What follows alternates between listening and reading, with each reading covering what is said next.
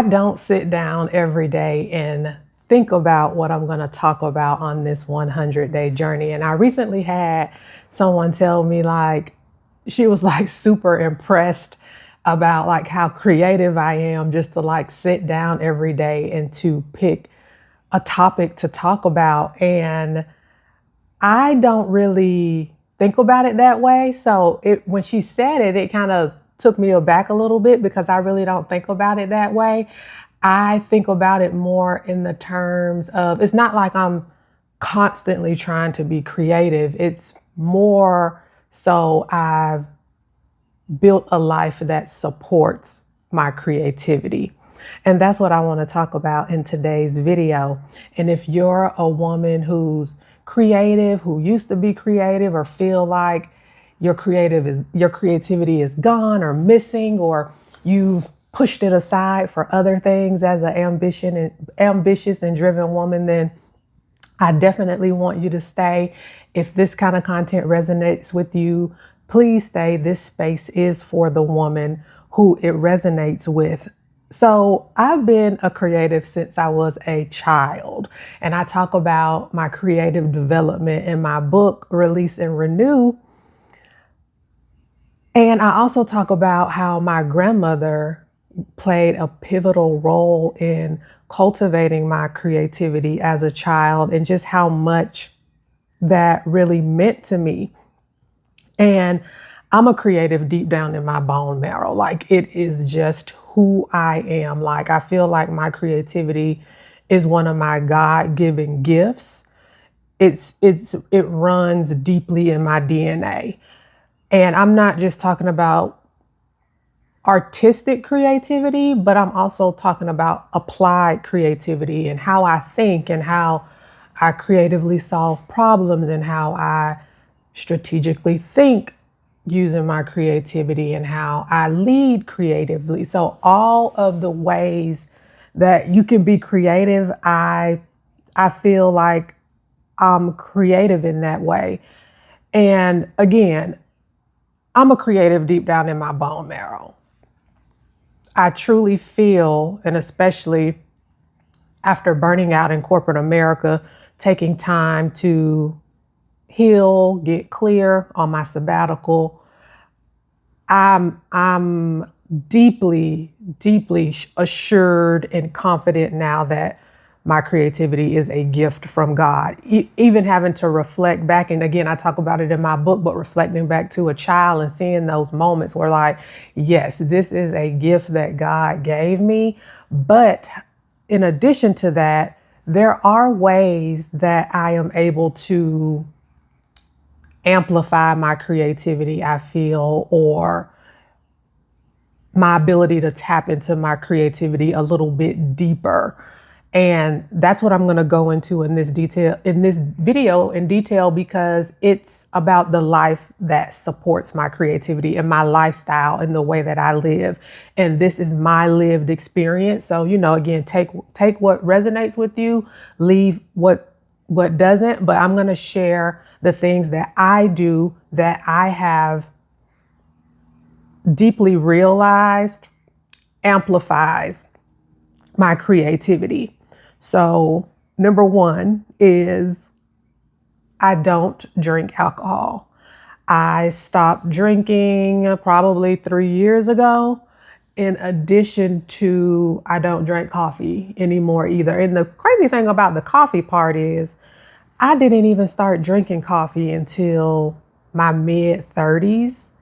And then it was like me just dabbling in coffee drinking until it got like full blown coffee drinker, like espresso type of coffee. And the funny thing too was it really wasn't like the caffeine wasn't the thing that did anything for me. I really liked the flavor of coffee, but as the coffee drinking continued, I felt like the caffeine was affecting my body in a negative way. So I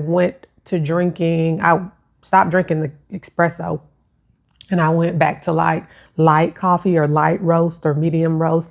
And then I went all the way down to decaf, and then I just cut decaf out as well. So I don't drink coffee anymore, and I don't drink alcohol. And again, for me, I feel like the clarity there, I don't have those substances in my body that prevents my creativity from flowing freely. I also eat a very particular way. I I call myself a non-dairy pescatarian. I've been non-dairy for probably nearly 15 years now. No cow milk based products at all.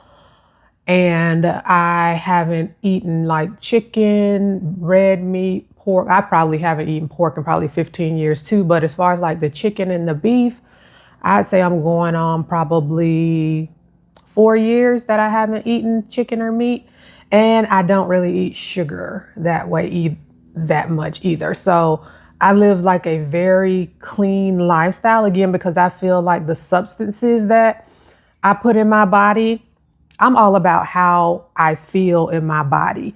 And if something I'm putting in my body makes me feel not like myself, makes me feel clouded, makes me feel sluggish, makes me feel low energy, prevents my creativity from flowing, I've removed it. I also get sleep. Y'all know, I talk about rest. And of course, I talk about rest beyond just physical rest, which is sleep, but I get about 9 hours every night of sleep. Sleep is very important to me, and not just the quantity of sleep, the amount of hours, but the actual quality of sleep. And to be quite honest, I know some women have issues with sleep. I've really never had an issue with sleeping. One thing I'm gonna do, girl, is go to sleep. One thing I'm gonna do is go to sleep. So I get sleep every single night. I also have quiet time, which I've talked about multiple times on this 100-day journey. I have morning quiet time. I have a very intentional morning routine, and a part of that morning routine is quiet time. So I normally wake up before my alarm, but if my alarm goes off and I wake up, I'm not immediately just rushing out of bed and rushing to get ready. Like, girl, those days are over for me. I lay in bed, I have my quiet time, I let God speak to me. That's when I feel like creative downloads come to me. I take time to read my devotionals. I just have a very, very intentional morning routine. I also walk every day. I get out in nature, and I've shared this before on this 100-day journey. When I am out walking in nature, I also get so many creative ideas. I don't know if it's my movement of my body. It's probably a combination of the movement of my body, me being out in nature, me getting fresh air, sunlight, but I just get so many creative ideas when I'm out in nature.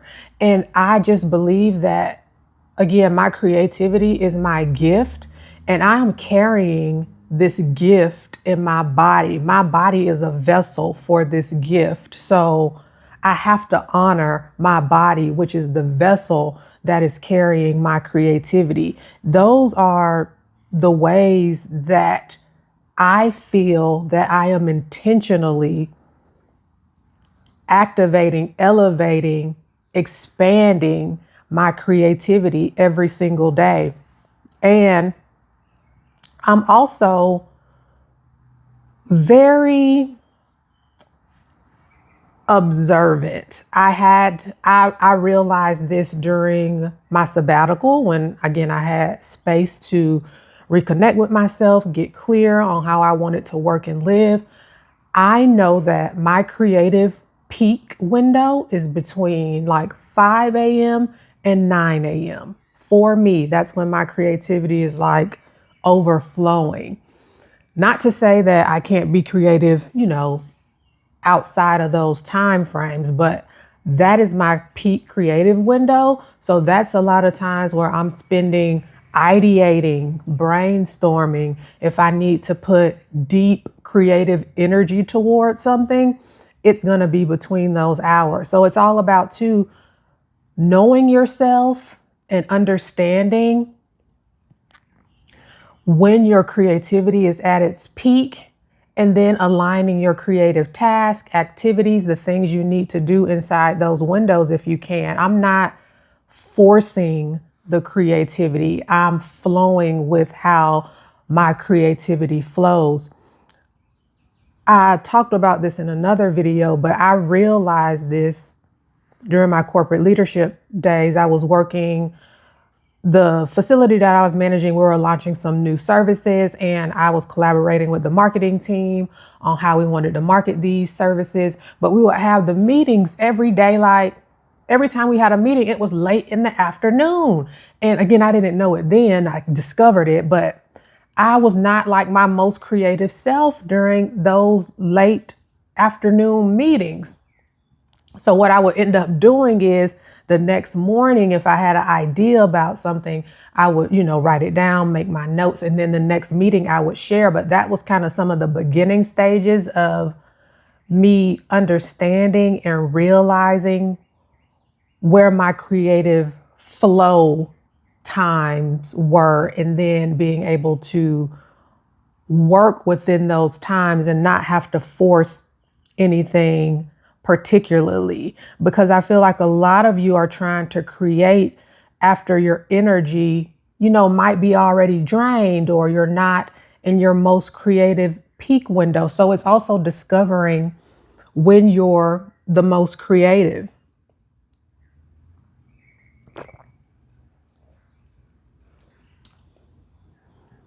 Also, I don't force execution. Like I had to learn the hard way that I don't force my creativity out. When I have ideas, like I said, my creative peak is between 5 a.m. and 9 a.m. But sometimes like I'll get a creative idea in the evening, or when I'm having a conversation with somebody.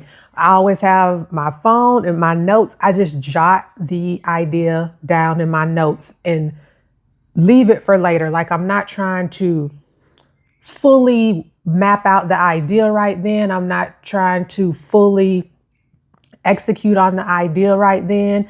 I even do that sometimes in the morning, like when my creativity is like overflowing, I'll just jot down my notes, just jot it all down just to get it out.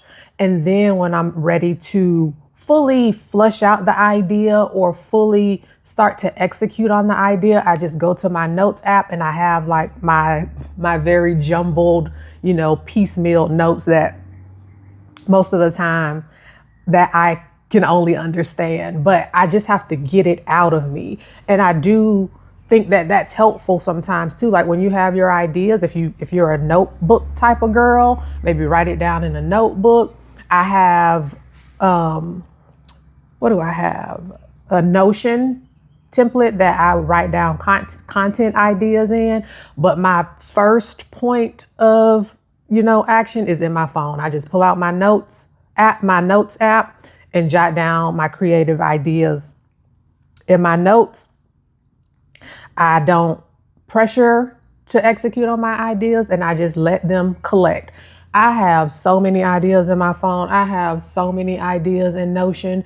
And when I'm showing up here again on this 100-day journey, I have tons of ideas. I have tons of topics, but I just kind of go with how I'm feeling that day and just let it come. I do say, okay, today I want to talk about this topic, and I want to talk about it from these 3 vantage points. And then that's what I have on my notes. Like that was a part of me, not when I'm on this 100-day journey too. I didn't want to be heavily scripted. Like before that really hindered me, like the perfectionism in that. So now I don't have a script. I have my iPad, I have my topic, and I have a few notes so when I get to talking, I don't go too far off the rails.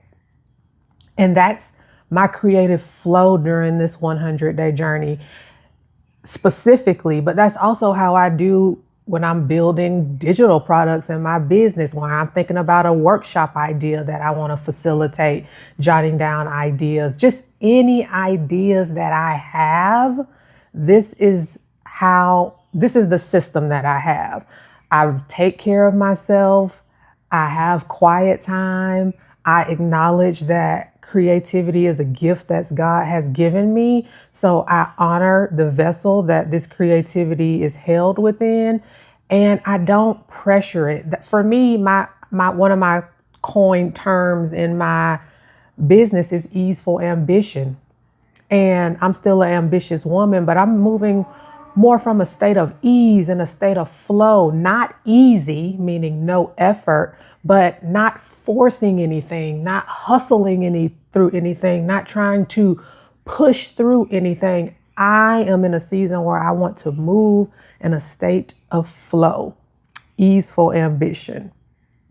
And that's how I come up with these ideas every day. This is how I really embody creativity as an identity, as who I am, as the work that I do. This is how. And if you feel like you might be creatively stuck, or you've put your creativity to the side, or you just think your creativity is gone, I want you to think to yourself, is your life supporting your creativity? And if it's not, what small ways can you start building a life that supports your creativity? Again, I've shared with you the ways that I do it.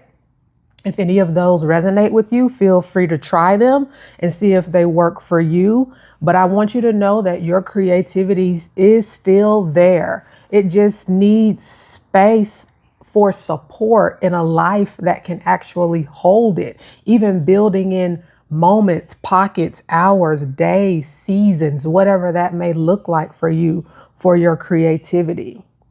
So if this resonates with you, are you someone who feels creative right now?